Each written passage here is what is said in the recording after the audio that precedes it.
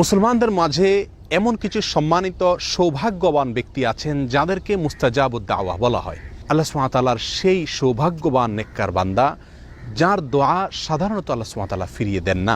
তিনি নিজের জন্য কিংবা অন্যের জন্য যে কোনো দোয়া আল্লাহ সুবহানাহু ওয়া তাআলার কাছে করলেই সে দোয়া আল্লাহ সুবহানাহু ওয়া তাআলা কবুল করেন। তাকে বলা হয় মুস্তাজাবুদ দাওয়া। সম্মানিত বন্ধুগণ, এই মুস্তাজাবুদ দাওয়া আমরা কিভাবে হতে পারবো, কিভাবে এই সৌভাগ্য অর্জন করতে পারবো যে আমি হাত তুললেই আল্লাহ সুবহানাহু ওয়া তাআলা সেই দোয়া কবুল করবেন, আমার কোনো দোয়া আল্লাহ সুবহানাহু ওয়া তাআলা ফিরিয়ে দিবেন না? এ বিষয়ে তাবরানী বর্ণিত একটি হাদিস আমরা পেশ করতে চাই। সিনিয়র সাহাবী সাদ ইবনে আবি ওয়াক্কাস রাদিয়াল্লাহু তাআলা আনহু তিনি একবার নবী সাল্লাল্লাহু আলাইহি ওয়াসাল্লামের কাছে আহ্বান করলেন, দরখাস্ত করলেন, ইয়া রাসূলুল্লাহ, আপনি আল্লাহর কাছে আমার জন্য দোয়া করুন, আমি যেন মুস্তাজাবুদ দাওয়া হতে পারি। নবী সাল্লাল্লাহু আলাইহি ওয়াসাল্লাম তাকে বললেন, আতিব মাতআমাক তাকুন মুস্তাজাবুদ দাওয়া।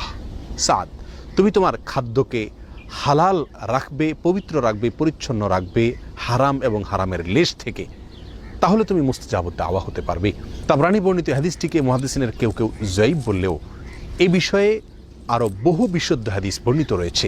সহিহ মুসলিমের এক হাদিসে নবী সাল্লাল্লাহু আলাইহি ওয়াসাল্লাম ইরশাদ করেছেন যে একজন ব্যক্তি অনেক সময় দুর্গম পথ পাড়ি দিয়ে অনেক দূর দূরান্ত থেকে মক্কায় আসেন, দোলায় মলিন অবস্থায়, চুল এলোমেলো অবস্থায়, ক্লান্তি এবং সকল কষ্টকে উপেক্ষা করে তিনি এসে আল্লাহর দরবারে হাত তুলেন, দোয়া করেন মক্কায় এসে, বাইতুল্লাহ এসে, এবং তার চাওয়াগুলোকে পেশ করে থাকেন এবং এমনভাবে চান যেন আল্লাহ তাআলা তার দোয়া কবুল করবেনই করবেন।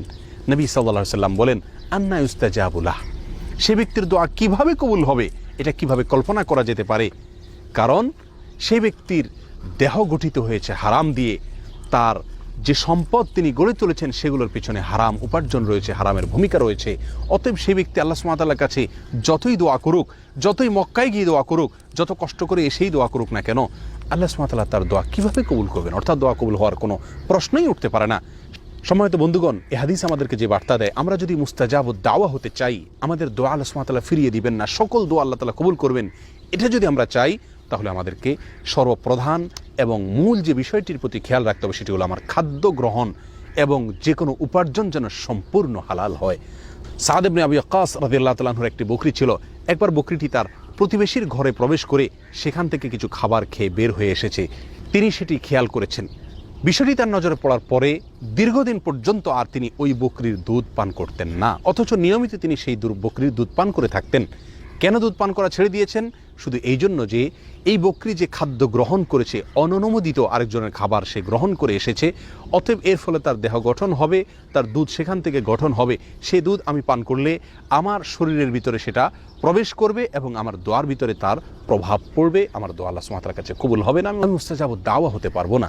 সম্মানিত বন্ধুগণ, এই ঘটনাগুলো আমাদেরকে যে শিক্ষা দেয়, এই হাদিসগুলো আমাদেরকে যে বার্তা দেয়, সেটি হলো খাদ্য গ্রহণ সম্পূর্ণ হালাল হতে হবে, উপার্জন, পোশাক আশাক সব কিছু সম্পূর্ণ হালাল হতে হবে, নিজেকে, নিজের পরিবারকে হারাম থেকে যোজন যোজন দূরে রাখতে হবে। আজকাল দিনের অনেক বিষয়কে আমরা প্র্যাকটিস করি, কিন্তু উপার্জনের হালাল হওয়ার বিষয়টিকে পরিপূর্ণভাবে, পুঙ্খানুপুঙ্খভাবে, সন্দেহ থেকেও দূরে থেকে পিওর হালাল ইনকাম, হালাল উপার্জন গ্রহণ করা, হারামকে বর্জন করার মানসিকতা আজ আমাদের মধ্যে অনেক কম। আসুন হারামকে চূড়ান্তভাবে বর্জন করি, হারামের লেশমাত্র আছে এমন কিছু থেকে দূরে থাকি। আল্লাহ সুবহানাহু ওয়া তাআলা আমাদের সমস্ত দোয়া কবুল করবেন, আমরা মুস্তাজাবুদ দাওয়া হতে পারবো। আল্লাহ তাআলা আমাদের সকলকে সে মর্যাদার অধিকারী হওয়ার তৌফিক দান করুন। আসসালামু আলাইকুম ওয়া রাহমাতুল্লাহি ওয়া বারাকাতুহু।